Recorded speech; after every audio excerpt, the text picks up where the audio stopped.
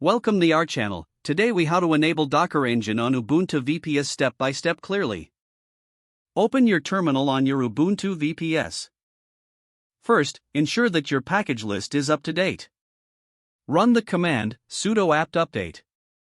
Next, install the necessary packages for Docker installation. Use the command sudo apt install apt transport https CA certificates curl software properties common. Now, add Docker's official GPG key.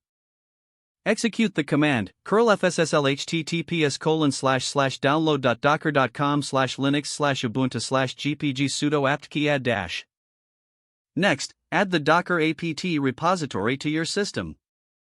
Run sudo add apt repository deb arch equals amd64 https://download.docker.com/linux/ubuntu $lsb_release cs stable.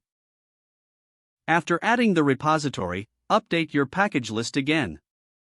Use the command sudo apt update. Now, install the Docker engine. Run sudo apt install docker ce. Once Docker is installed, check its status to ensure it's running. Use the command system+status docker. To start Docker if it isn't running, use sudo system+start docker. Optional, if you want Docker to start on boot, run sudo system+enable docker. Verify the installation by checking the Docker version. Run Docker version. Now you can start using Docker on your Ubuntu VPS. If the page does not load, refresh the browser or try again in a private or incognito window. Make sure you are using the correct email address, then retype it carefully to avoid small typos. If your password is not accepted, use the reset option and create a new strong password you can remember. Check your spam folder for verification or security emails, then complete any requested confirmation steps. Enable two-factor authentication if available to improve account security and reduce unauthorized access risk.